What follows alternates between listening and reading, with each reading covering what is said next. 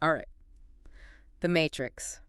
We're going deep today, you know? It's one thing to love the action, but there's this whole other level, the philosophy in this film. And you've got some really interesting stuff for this deep dive. Ready to jump in? Oh, absolutely. This film, it takes these really complex philosophical ideas and makes them, like, accessible. Right. It's not just sci-fi. It's like philosophy hiding in plain sight.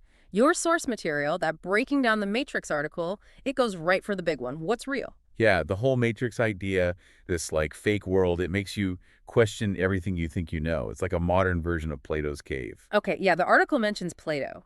But refresh my memory, how does the Matrix connect to a cave? So in Plato's story, there are these prisoners, right? Stuck in a cave their whole lives. They can only see shadows on the wall cast by stuff moving past a fire. I think the shadows are, like, the real deal. Exactly. They have no clue about the real objects, the fire, or even the world outside. But then, imagine one escapes, sees the sun, the real world. Total game changer. Okay, I see it. Neo breaking free, that's the prisoner escaping, realizing what he thought was real was just an illusion. Exactly. And we're left thinking, what if our reality isn't what we think it is either? Makes you wonder. That's where the Matrix updates things, right? It's not just shadows, now it's a computer program, a whole fake world. Right. And it gets even more interesting because it goes deeper than just what's real. It asks, what is knowledge itself? That whole red pill, blue pill thing, right? Morpheus and that choice, stay blissful or face the truth. Yes. That scene, it's like a crash course in epistemology, Wow. studying knowledge. What is it? How do we get it? And is it always a good thing? Heavy stuff. It makes me think of Descartes, his evil demon idea. Like our senses could be tricking us and we're in some illusion. Exactly. Descartes said, even if we think we experience things directly, maybe something's messing with us. The Matrix just gives that idea a sci-fi makeover, right? Machines instead of demons. Wild. Plato to Descartes to the Wachowskis. Suddenly these old philosophical ideas are like terrifyingly current. I know, right? It's like the film's asking, in this tech-filled world, can we even be sure what's real?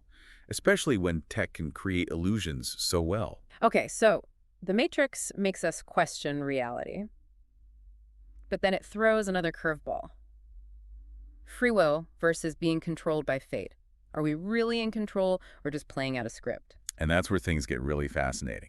Because it doesn't give easy answers. It just throws you into that debate. I am ready to dive in. Yeah. But what exactly is determinism and how's it different from free will? So determinism, it's like saying every event, your choices, your actions, they're all set. Decided by what happened before, like a chain reaction. Okay, so like a dominant effect, one thing has to lead to the next. Yeah, exactly. A chain reaction. Yeah. And free will, it becomes kind of an illusion in that light. Whoa. So even Neo, the one, his choices aren't really his own, just part of some plan. That's the question, isn't it? We've got Morpheus, right? Believes in Neo's destiny like it's already written. Mm-hmm. But then there's the Oracle. Talking in riddles about choice, the power of belief. Right. That push and pull. Destiny versus free will. Yeah. Morpheus with the prophecy, the Oracle with their cryptic advice. It's all over the film. But then there's that idea, compatibilism. We touched on it earlier. Yes. Your source material, it digs into that. Maybe it's not either. Maybe free will and determinism can coexist. Okay, how does that work? How can our choices be set and free? It's a bit of a head scratcher. It's a tough one. Think of a video game. You make choices, right? Explore different paths, but it's all within the game's design, the code, yeah. Okay, I kind of see it. So Neo choosing the red pill, fighting Agent Smith, even believing it's all within the rules of the Matrix itself. Exactly. His choices, his struggle, they're real. But they exist within a system that might already expect those choices. Oh, so it's not simple. We're not puppets, but we're not totally free either. Right. And that's what makes the Matrix so interesting. Free will versus determinism, it makes it all more complex, shades of gray, you know. And it makes that whole red pill, blue pill choice even wilder. If we're in a simulation, does knowing the truth even matter? Can we still make choices that matter? Exactly. It takes us back to knowledge. Is it always what we want?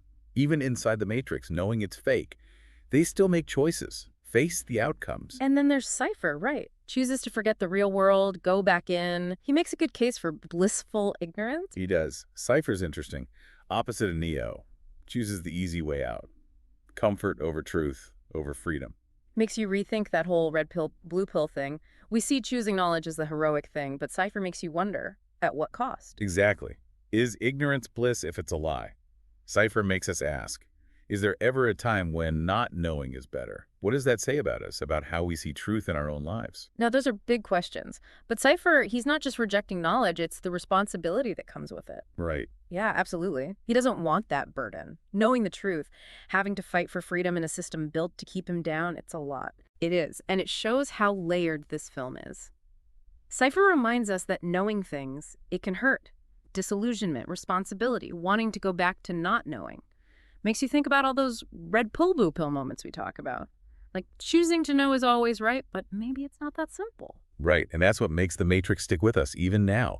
It takes these philosophical questions, these timeless debates, and makes them feel real Yeah. and relevant to us. Okay, so we've covered questioning reality, the whole free will thing, even what knowledge really is. But what does it all add up to? What are the big takeaways from this Matrix deep dive? Yeah, it really makes you think. For me, one takeaway is, like, nothing's ever simple. We think we're in control, our choices matter, but The Matrix shows even if there's a plan, a bigger system, our choices DO mean something. Yeah, that's Yeah. so important. The film doesn't say our choices don't matter because they might be part of some predetermined thing. It actually makes it like more powerful that we struggle, that we fight for stuff, even when it seems impossible. Yep. And it makes you wonder about what's real, right? Like, if we can't tell a simulation from real life, does it matter? Does that make our feelings, our experiences less important? That's the heart of it, isn't it?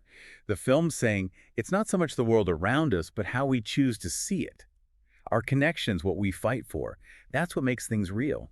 Brings this back to Neo. He chooses to believe, right, in something bigger. He chooses love, connection, fighting for everyone else, even if it's dangerous. Exactly. And that's a really strong message. Even if we're not in a simulation, The Matrix is saying, even when things seem huge, when the whole world feels messed up, we can still choose to care, to connect, to be brave. So it's more than just a cool sci-fi film. It's like a push to do better. It is. It's reminding us we all got to make a choice. Accept the reality we're given, or question it, fight it. Push back against anything that tries to control us. So next time things get tough, ask yourself, what would Neo do? Maybe. But even more, ask, how can I live, like, authentically, bravely? How do I make my life more real, more connected, even if it's hard? Now that is something to think about. And on that note, we'll leave you to ponder your own reality, the choices you make. This deep dive's been a wild ride. Until next time, keep questioning, keep exploring, and as always, thanks for listening.